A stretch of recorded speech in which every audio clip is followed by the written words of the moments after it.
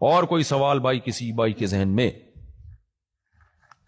السلام علیکم سر، جیسا ابھی آپ نے عرض کیا سمجھ میں آیا کہ 4 امام ہو تھا نا، جی تو یہ تو ٹھیک ہے، اور جس امام کو فالو کرتے ہیں وہ بھی ٹھیک ہے، سب کچھ ٹھیک ہے۔ یہ ضرورت کیوں پیش آیا ہے کہ امام ماننے کے لیے امام شافعی صاحب ہے، امام ہم حنفی ہے، جی امام جی یہ بھائی نے پوچھا کہ ہم ٹھیک ہے چلو ایک امام کو فالو کریں، لیکن ضرورت کیوں پیش آئی کہ یہ امام حنیفہ نہ اور یہ امام شافعی، یہ ضرورت کیوں پیش آئی؟ میں آپ کو اس کی وجہ بتاتا ہوں۔ دیکھو، نبی صلی اللہ علیہ وسلم کے دور میں قرآن نازل ہوا، مختلف چیزوں پہ لکھا گیا، وہ جس صحابہ کو جو آیت ملتی تھی نا، وہ کوئی کھجور کے چمڑے پہ لکھ لیا کرتے، کوئی ہڈی پہ لکھ لیا کرتے۔ قرآن کو الحم سے لے کے والناس تک اس ترتیب کے ساتھ ایک کتاب میں جمع نہیں کیا گیا تھا، سینوں میں محفوظ تھا۔ کسی صحابی نے قرآن جمع کیا، سورہ آل عمران پہلے ہے اور سورہ نساء پہلے اور سورہ آل عمران بعد میں۔ عبداللہ بن مسعود کے پاس جو قرآن تھا، انہوں نے سورہ فاتحہ لکھی نہیں اس میں، اور نہ سورہ فلق سورہ ناس لکھی۔ ان کا کہنا یہ تھا بھائی یہ تو بچے کو یاد ہوتی ہے، اس کو لکھنے کی کیا ضرورت؟ تو اس وقت قرآن کو اس خاص ترتیب میں ترتیب دینے کی اور لکھنے کی ضرورت نہیں تھی۔ زمانہ جیسے جیسے بدلتا ہے تو چیزوں کی ضرورت پیدا ہوتی ہے، اسی حساب سے چیزوں کو آرگنائز کیا جاتا ہے۔ ہوا یہ کہ حضرت حذیفہ رضی اللہ تعالی عنہ نے آذربائیجان فتح ہو چکا تھا حضرت عثمان کے دور حکومت میں۔ حضرت حذیفہ رضی اللہ تعالی عنہ نے حضرت عثمان کو خط لکھا کہ لوگوں کے پاس اپنے اپنے قرآن ہیں اور ان میں آپس میں اختلاف شروع ہو گیا ہے۔ ایک کہہ رہا ہے میں نے تو فلاں صحابی سے یہ قرآن لیا ہے، اس میں تو یہ والی صورت ادھر ہے، یہ والی ادھر ہے۔ دوسرا کہہ رہا ہے یہ والا تو میں نے فلاں سے لیا، اس میں تو سورہ فلق سورہ ناس ہے ہی نہیں، تو کون سا قرآن لے آیا؟ حضرت حذیفہ نے حضرت عثمان کو خط لکھا کہ اگر اس امت کو ایک قرآن پہ، ایک ترتیب پہ، گورنمنٹ کے لیول پہ جمع نہیں کیا گیا تو اس امت میں وہی اختلاف پیدا ہوگا جو یہود و نصارہ میں ہوا ہے۔ کیا مطلب؟ اور مزید قرآن بھی، تحریفیں بھی شروع ہو سکتی ہیں۔ بعض صحابہ کو اس رائے سے اتفاق نہیں تھا کہ جو کام ہم نے نبی کے دور میں نہیں کیا ہم کیوں کریں بھائی۔ وہ حضرت عائشہ کے پاس ایک شخص آیا، اس نے کہا آپ اپنا نسخہ دکھائیں جس میں قرآن ہے۔ تو حضرت عائشہ نے دیکھا تو اس میں وہ صورتوں کی ترتیب الگ تھی جو اس شخص کے پاس تھی۔ اس نے کہا یہ تو الگ ترتیب ہے، آپ کی الگ ترتیب ہے۔ حضرت عائشہ نے فرمایا اس سے کیا ہوتا ہے، تم نے یہ صورت پہلے لکھ لی اور یہ والی بعد میں لکھی، سے کیا فرق پڑتا ہے؟ تو شروع میں تو فرق نہیں پڑ رہا تھا، لیکن جب یہ چیز پھیلتی ہے تو فتنہ پرستوں کو فتنے کا موقع ملتا ہے۔ تو یہ ضروری ہوتا ہے کہ بھائی ایک کتاب ہو پوری دنیا میں، اسی ترتیب سے چھپے گی، اس میں ذرا سی بھی کسی کو دائیں بائیں بھی آگے پیچھے بھی کوئی صورت کرنے کی اجازت نہیں ہوگی۔ تو حضرت عثمان رضی اللہ تعالی عنہ نے حکومتی سطح پہ کیا کیا کہ صحابہ میں جو بڑے بڑے حفاظ تھے ان کو بلا کے الحم سے لے کے والناس تک اس ترتیب پہ قرآن جمع کیا جو آج ہمارے پاس موجود ہے۔ ایک ہی لفظ کو لکھنے کے دو طریقے بھی تھے، جیسے یہ جو تابوت کا لفظ ہے، تابوت یہ گولتا سے بھی لکھا جاتا تھا اور لمبی تا سے بھی، کسی نے گول سے لکھا ہوا تھا کسی نے لمبی سے۔ یہ بھی تو بعد میں اختلاف ہو سکتا تھا نا، اگلا کہتا ہے اس کی قرآن میں دو تا یوں لکھا ہوا ہے، میرے میں لمبی تا سے، یہ لڑتے آپس میں، جنگیں ہوتی۔ حضرت عثمان نے کیا کیا بھائی، جو اہل حجاز کس طرح سے لکھتے ہیں دیکھا کہ بھائی یہ لمبی تا سے لکھتے ہیں، تو انہوں نے جو خود قرآن تیار کروایا اس میں کون سی تا سے لکھا؟ لمبی والی تا سے، گول تا سے نہیں لکھا۔ حضرت عثمان نے اس کے بعد کیا کیا ہے، جتنے نسخے پوری دنیا میں موجود تھے فوجیوں کو بھیج کے نا، جو اس وقت جو صحابہ تابعین جن کو آج کی پولیس کہا جا سکتا ہے، ان کو بھیج کے وہ نسخے جمع کی اور آگ لگا دی۔ بعض صحابہ نے نسخے دینے سے انکار کیا کہ ہم نے نبی کے دور میں یہ نسخہ لکھا ہے، ہم نہیں دیں گے۔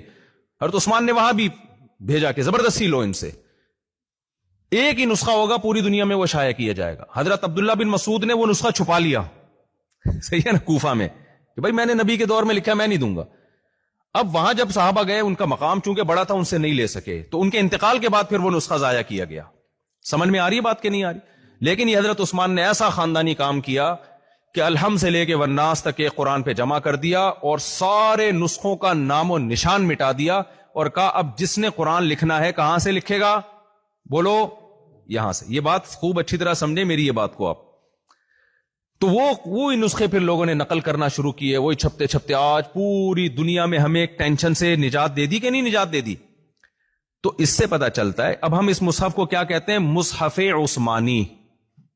اس مصحف کو ہم کیا کہتے ہیں؟ اب کوئی پاگل اٹھ کے اعتراض کرے کہ مجھے تو مصحف محمدی چاہیے، میں عثمانی نسخے پہ عمل کیوں کروں گا، اسے کہا جائے گا بھائی یہ نبی صلی اللہ علیہ وسلم ہی کا نسخہ ہے، اس کو مرتب چونکہ حضرت عثمان نے کیا ہے اس لیے اس کی نسبت کس کی طرف کر دی جاتی ہے؟ حضرت عثمان کی طرف۔ اب ہم آگے چلتے ہیں، یہی حال ہوا حدیث کے ساتھ۔ نبی صلی اللہ علیہ وسلم کے دور میں حدیث کا معمول لکھنے کا بہت کم تھا، نارملی حدیث لکھی نہیں جاتی تھی، سینہ بسینہ چلتی تھی، مجھ سے فلاں نے بیان کیا، مجھ سے فلاں نے بیان کیا۔ تو تابعین کا جو پہلا دور ہے اس وقت تک حدیث کو لکھنے کی اور کتابوں کی شکل میں مرتب کرنے کی ضرورت محسوس بولو نہیں ہوئی۔ لیکن کیا ہوا، جھوٹی حدیثیں بھی آنا شروع ہو گئیں۔ اب جب تک صحابہ تابعین کا یعنی قریبی دور تھا نا، اس وقت تک ان کو پتا تھا یہ صحیح ہے، یہ غلط ہے، یہ حدیث واقعی اوتھینٹک ہے، یہ غلط ہے۔ لیکن جب اسلام پوری دنیا میں پھیلا ہے، افریقہ تک چلا گیا، فرانس تک چلا گیا، آپ اندازہ لگاؤ یورپ تک چلا گیا، اس وقت پھر ایسے لوگوں کو نہیں چھوڑا جا سکتا تھا۔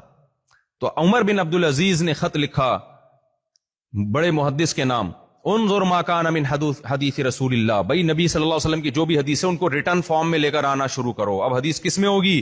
کتابوں کی شکل میں ہوگی۔ کتابوں کی شکل میں حدیثیں مدون ہوئی۔ پھر اس کے بعد جھوٹے راوی آئے، کسی نے کیا بیان کیا، کسی نے کیا، محدثین نے کہا بھائی راویوں پہ الگ سے کتابیں لکھی جائیں گی کہ کون صحیح ہے کون ضعیف ہے، پوری کتابیں اسماء الرجال کی لکھی گئیں۔ آج وہ کتابیں الحمدللہ ہمارے درمیان موجود ہیں۔ اب کوئی اٹھ کے اعتراض کرتا اس کی ضرورت کیا تھی اتنی موٹی موٹی کتابیں لکھنے کی؟ نبی کے دور میں تو یہ کتابیں موجود نہیں تھیں، نبی کے دور میں تو نہ بخاری تھی نہ مسلم تھی، میں تو نبی کی حدیثیں کو مانوں گا، بخاری کی حدیثوں کو نہیں مانوں گا۔ تو اس کا مطلب وہ امت میں کیا پھیلا رہا ہے؟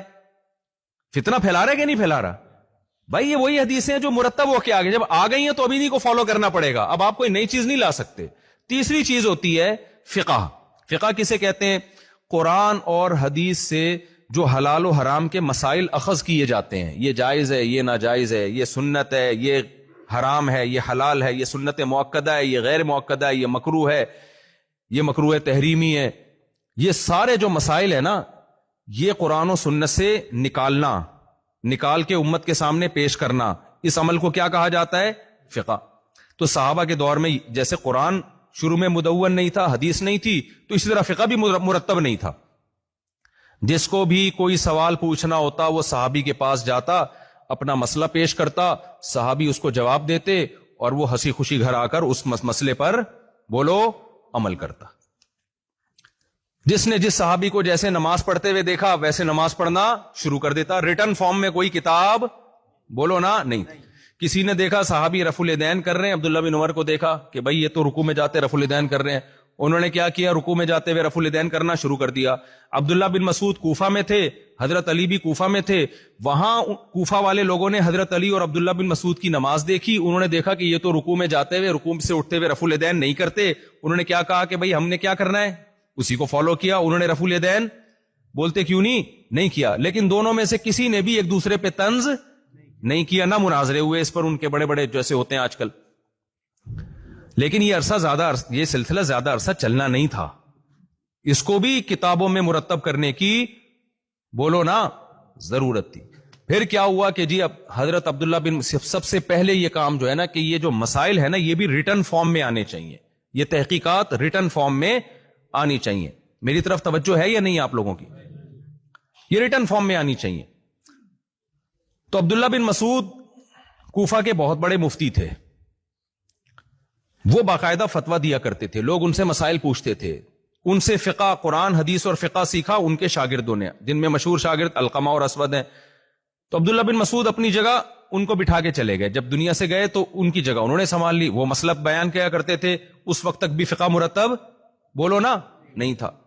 اب وہ کون سا فقہ جو بھی مسائل پڑھاتے تھے وہ کیا نبی کے مسائل کے علاوہ کوئی اور ہو سکتے ہیں؟ وہ پھر حضرت علقمہ اور اسود کے شاگرد تھے وہ ابراہیم الکوفی جو تھے، جب ان کا انتقال ہوا ہے تو ان سے فقہ جو سیکھا، قرآن، حدیث اور فقہ، وہ حماد الکوفی نے جو بخاری کے راویوں میں سے انہوں نے سیکھا۔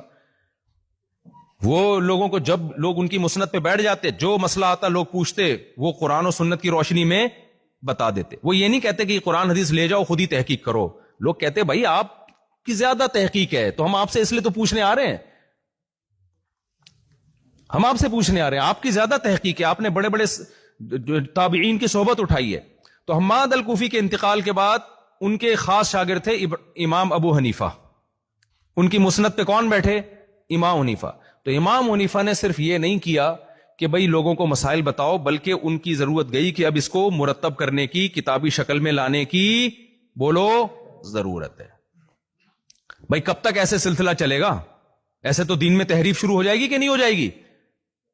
تو اس کام کا سب سے پہلے بیڑا امام حنیفہ نے اٹھایا. تو امام حنیفہ کے دو مشہور شاگرد ہیں، ابو یوسف اور امام محمد. امام محمد نے 6 کتابیں لکھ دی، وہ آج تک الحمدللہ موجود ہے. تو کتنا پرانا سلسلہ ہے کہ نہیں ہمارا ہے بھائی. تو وہ بہتر ہے یا آج کل کے اسکالرز بہتر ہیں؟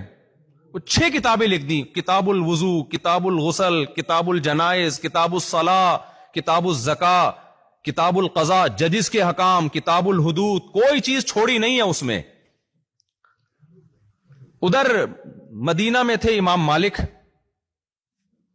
وہ بہت بڑے مفتی تھے، تابعین کے شاگردوں میں ان کا شمار ہوتا تھا، پوری دنیا سے لوگ ان سے علم حاصل کرنے کے لیے آتے. انہوں نے بھی فقہ کو مرتب کیا، موطا امام مالک تھی، اور اس کے بعد ان کے شاگردوں نے ان کے مسائل پر کیا پورا مجموعہ المدونۃ الکبریٰ وغیرہ جیسی دوسری کتابیں لکھی. تو وہ فقہ بھی کیا ہو گیا، اس میں چند مسائل میں ان کا امام ابو حنیفہ سے اختلاف تھا. یہ اختلاف بری چیز نہیں ہے، یہ صحابہ کے درمیان بولتے کیوں نہیں بھائی موجود تھا. بہت سے مسائل سیم تھے، کچھ مسائل میں کیا تھا ان کا امام حنیفہ سے اختلاف. امت نے کہا کوئی بات نہیں، یہ بھی برحق امام ہے. اب ان کا جب فقہ مرتب ہو گیا تو بہت سارے لوگوں نے اس کو فالو کرنا شروع کر دیا. امام ابو حنیفہ کے شاگرد تھے امام محمد، ان کے شاگرد تھے امام شافعی محمد ابن ادریس جن کا نام تھا. یہ قریشی بھی تھے، ہاشمی بھی تھے. ان کا نسب 2-3 پشتوں میں نبی صلی اللہ علیہ وسلم کے نسب سے جا کے ملتا ہے. تو یہ امام محمد کے شاگرد تھے، خود بھی بہت بڑے عالم تھے. انہوں نے کیا کیا، ان کا بھی فقہ مرتب ہوا. یہ بھی لوگوں کو مسائل بتایا کرتے تھے، لوگ ان سے پوچھتے تھے. انہوں نے کتاب الام کے نام سے ایک پوری کتاب لکھ دی امام شافعی رحمۃ اللہ علیہ نے، کہ بھئی اس کو ریٹن فارم میں لانے کی ضرورت. ان کی ڈیبیٹ ہوتی تھی امام محمد کے ساتھ جو امام حنیفہ کے شاگرد تھے، بہت زیادہ ڈیبیٹ. بہت سے مسائل میں ان کا اتفاق ہو گیا، وہ بھی لکھ لیے، اور کچھ مسائل میں ان کا امام محمد سے اختلاف رہا. لیکن اس اختلاف کے باوجود زندگی بھر یہ امام محمد کا احترام کرتے رہے اور کہتے رہے کہ اگر محمد ابن حسن یعنی ابو حنیفہ کے شاگرد امام محمد نہ ہوتے کنت کسائر الناس، تو لوگ مجھے امام شافعی کے نام سے یاد نہیں کر، میں عام لوگوں کی طرح ایک آدمی ہوتا. اور پھر کہتے ہیں میں نے ان سے بہت علم حاصل کیا ہے. اور یہ بھی کہا کرتے تھے کہ میں نے بھاری جسم والوں میں محمد ابن حسن سے زیادہ ذہین کوئی نہیں دیکھا. عام طور پہ جو بھاری جسم کے لوگ ہوتے ہیں غبی ہوتے ہیں، کہتے ہیں بھاری جسم تھا لیکن انتہائی ذہین تھے.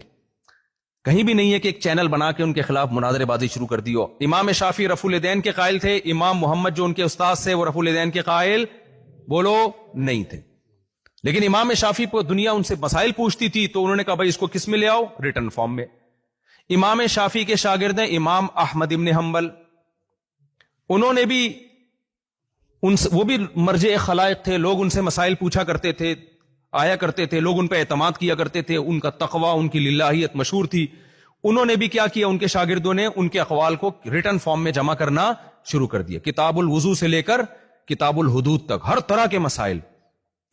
تو ان چاروں اماموں کی بہت ساری چیزیں سیم تھیں، کچھ چیزوں میں 2 کا اختلاف، 2 ایک طرف، کچھ میں 3 ایک طرف، 1 ایک طرف، اور کچھ میں بہت سارے مسائل میں تو چاروں کیا ہو گئے بولو نا متفق. ایک اور امام تھے اسحاق راہوے، ان کو زیادہ فالو نہیں کیا گیا. ان کا فقہ مرتب ہوا لیکن شاید دلائل کی دنیا میں زیادہ مضبوط نہیں تھا تو وہ چلا نہیں زیادہ. تو بالآخر 1000 سال سے زیادہ اس امت پر ایسا وقت آیا کہ بھئی ریٹن فارم میں، مرتب فارم میں یہ 4 قانون ہی ہیں جو ہے کس کے، نبی صلی اللہ علیہ وسلم کے. لیکن نسبت کسی کی ابو حنیفہ کی طرف ہے، کسی کی شافعی کی طرف، کسی کی احمد بن حنبل کی طرف. یہ بالکل ایسے ہی جیسے حضرت عثمان کا قرآن وہی ہے جو نبی کا قرآن تھا. ترتیب چونکہ حضرت عثمان نے دیا تو اس کو کیا کہا جاتا ہے، پیار سے مصحف عثمانی کہا جاتا ہے. تو امام حنیفہ نے جو مسائل مرتب کیے وہ بھی قرآن حدیث سے، امام شافعی نے جو مرتب کیے وہ بھی قرآن و حدیث سے. تو جو امام ابو حنیفہ نے مرتب کیے ان کے شاگردوں نے، اس کو پیار سے کیا کہا جاتا ہے، فقہ حنفی کہا جاتا ہے. یہ پیار سے جو کہا جاتا ہے نا، اس پہ ایک چٹکلا سنا دوں پھر میں یہ اپنی بات کو 2 منٹ میں مکمل کرتا ہوں. 2 آدمی قبر میں گئے، فرشتہ آیا حساب و کتاب لینے کے لیے. یہ ایسے ہی چٹکلا ہے، اس کا حقیقت سے تعلق نہیں ہے. فرشتے نے پوچھا آپ کا نام کیا ہے؟ اس نے کہا اخلاص خان. فرشتے نے کہا سورہ اخلاص سنا دو بخش دوں گا.